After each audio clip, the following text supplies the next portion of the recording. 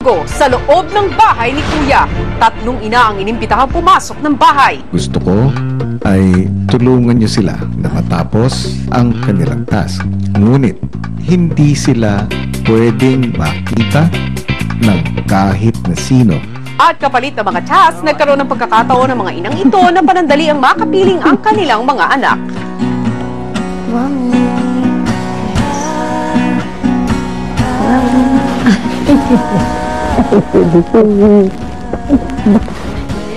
Kamusta ang baby ko? Miyerkules ng gabi nang kinausap ni Kuya ang ina ni Manolo tungkol sa mga bagay na nakagawian nitong gawin sa anak. Kung meron kang tatlong bagay na usually ginagawa mo para kay Manolo, ano yung mga yon na gusto mo sanang gawin? Kakapitin ko lang siya. At saka, yun nga, mahilig rin akong amoy-amoyin siya. Mahilig siya yung gusto niya yung minamasahe ko po yung ulo niya. At saka, yun po, magsasabi ng I love you po. At saka, may kasamang kiss po. Ang nominadong si Loisa kinausap ni Kuya para sa susunod na task ng mga nominado. Magkakaroon ng pagkakataon si Manolo at ang kanyang ina na sila ay magkita. Ang inyong hamon, kung ano man ang nabunot mo, iyon ang gagawin mo kay Manolo. Kuya! Oh my God! Paglabas ng confession room, problemado si Loisa. Iniisip kung paanong gagawin ng task. Natapos na to? Yung Ito, Luisa. Ha? Ganyan, tapos lalagyan namin ng ribbons. saan? Sige. May tatanong lang ako, importante. Sobra. Ano? Mamaya na lang. Mamaya na lang. Ay, Si Joshua, iba ang pagkakaintindi sa mga pangyayari. Ba't nangisnab ka? Problema mo? Ano ba? ay. Ano ba kayo? Di ba kasi isnabera eh? Ay, nako. Manolo, mamaya ah. Sama lang. Sinasadya mo pa talaga? Hindi, tatanungin ko na. Diretsuin na kita. Oo, ang kapal ng face mo. Kung... Hindi, may ba, papasama lang ako kay Manolo. Gagawin ka ba? Di ba? Lahat ng boys. Tara, usap tayo isa. Wala akong kausap eh. Ano sabihin mo? Wala akong sabihin. Kwentuhan lang tayo. Tungkol? At saan? Tara. Wala akong kasama. Talagang galit lang na ano. Nasabihin lang ako sa'yo. Ano? Hindi. Yung sabihin ko lang ako sa'yo. Ano? Huwag ka magagalit. Wala lang. Ah. Kung iniinis mo si Joshua, hindi na ako. Hindi to tungkol doon. Iba to.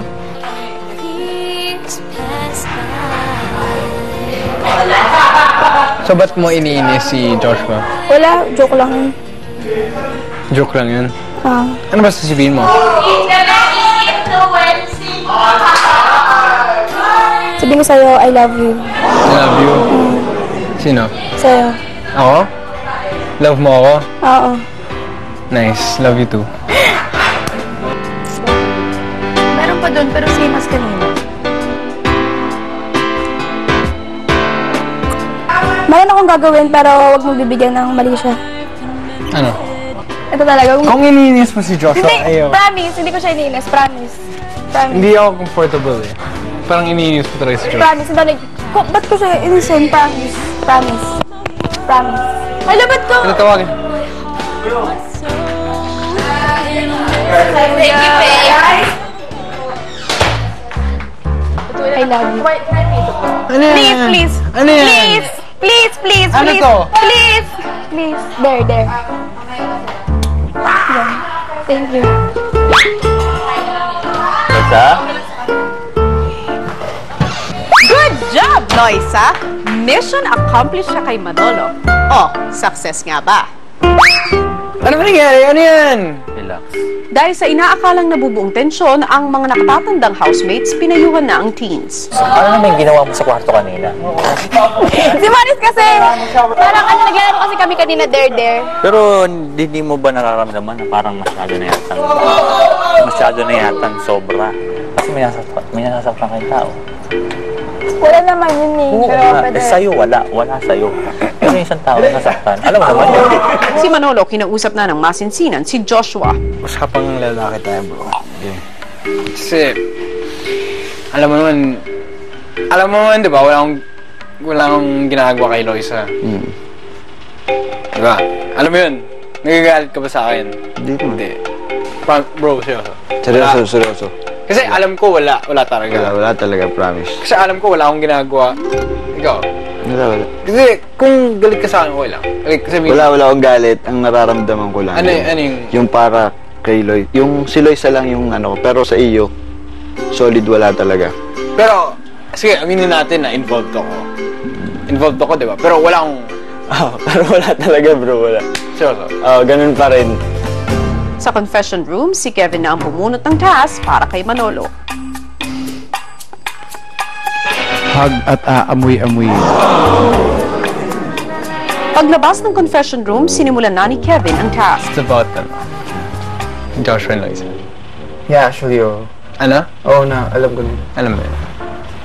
Parang may ano siya, may selo siya sa'yo, chum. Parang gano'n. Pero alam mo naman, hindi ko sinasadya, di ba? Alam mo naman, lahat yun si Loisa, di ba? Alam mo yun, di ba? Oo. Baho ko, pare. Ano? Abang lang, oh. Ah. Go, time. Ano? Ganyan? Dito. Huwag, ang tawang pag-perfume dito. Yan. Oo nga, ganyan. Ganyan. Wala Ganyan lang. yung style. Nag-share lang naman ako. Yun. Okay. Okay. Ayos na. Tapos sa likod. Hindi, actually, thank you. Baka mo tingnan mo sabi ko, dito. Siya sa likod. Di ba? Damn. Ayos yun, pare. Ayos yun. Sorry ah. Sige. Wala yun, promise. Kasi si Maris talaga eh. Sorry ah. Okay. Sana hindi maging awkward. Hindi. Sorry talaga. Basta huwag mo asarin si Joshua. Yes. Pero sorry talaga. Okay. Idol! Damn! Idol! Tara, bro. Kevin, mission accomplished ka dyan! Good job! Si Maris naman ang kinausap ni Kuya. Masahe sa ulo, leeg at kamay. Free massage. I'm so bored. Ikaw Manolo, you want sa massage? Head, sa kamay, sa leeg. Next time na lang. Massage lang, please. Manolo, sorry for being so awkward. Hindi, okay na to. Sandali lang, mga 5 minutes. Ay, 2 minutes. Ha? Wala, hindi mo kailangan. Hindi ba awkward siya? Please, Lord. Manolo, please. Bakit? Sa'yo mo naman bakit? Dare siya! Sino nag-dare? Okay, fine. Alam mo yan. Kailangan talaga. Like 2 minutes na. Okay. Fine. Awkward. Parang awkward sila. Huwag kang awkward. Sige na. Si 5th naman next day. Marami naman kayo gagawin ko eh, ng masahe. Si 5th ang next. May, promise. Kung maya. Si Manolo mukhang nag-enjoy sa masahe ni Maris. Actually, pwede 10 minutes. Si 5th ang next. Sige. Si 5th ang next. Masahe ko yung lahat ng boys. Ang boy? Good job, Maris! Pero sige, panindigan mo ang alibay mo, ha? Go! Masahe! Dahil nagawa ninyo ang aking pinagawa, mangyayari na ang pagkikita ni Manolo at ang kanyang ina. Congratulations.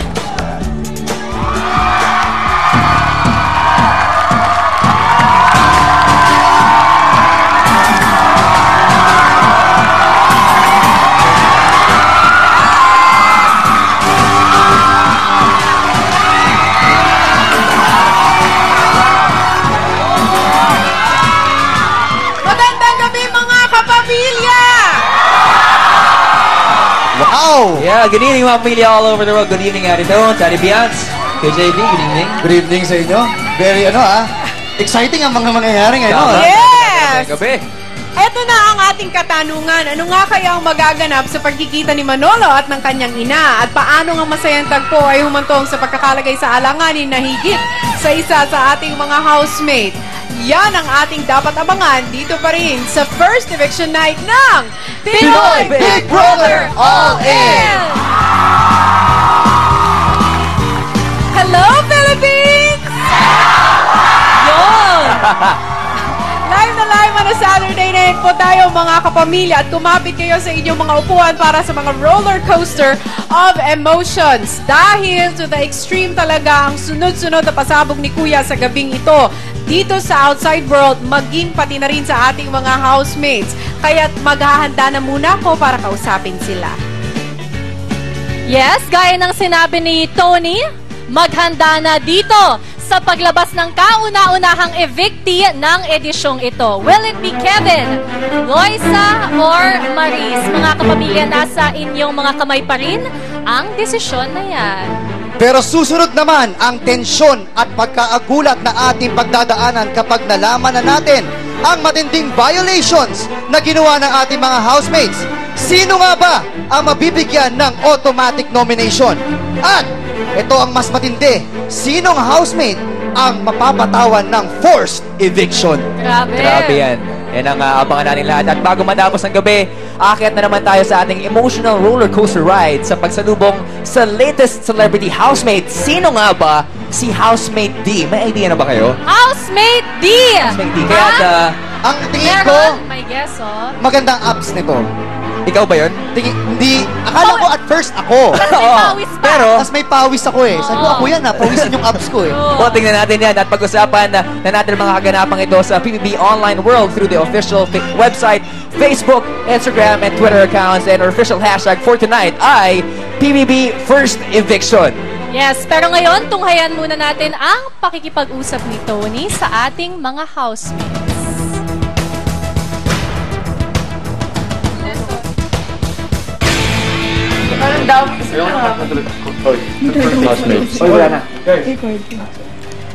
Hi, housemates! Good evening! Good evening!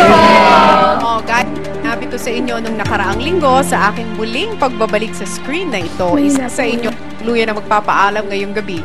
Welcome to your first eviction night. Pero alam ko marami kayong pinagdaanan na itong nakaraang linggo, lalong-lalo na ang ating tatlong nominado. Nominees, binigyan kayo ng task na may kinalaman sa ina ng ilan sa inyong mga kasama, di ba, Loisa? Apo. Anong pinakamahirap na bahagi dun sa task na yun? Yung kay Manolo po. Dahil? Dahil po, kailangan ko po siya sabihin ng I love you at i-kiss po. Kasi sobrang hirap po sa akin kasi bata pa po ako para gawin ko po yun. Akala ko naman hirap ka dahil nandiyan si Joshua. Nice one! Kevin. Yes po. After na nangyari nung nomination at ngayon, itong buong linggong ito, may binago ka ba sa pakikitungo mo sa mga kasama mo sa, syempre sa loob ng bahay dahil maaaring ito na ang huling linggo mo dyan? Nagbago ba? I think meron naman po. Tapos, yung panggugulat. Yung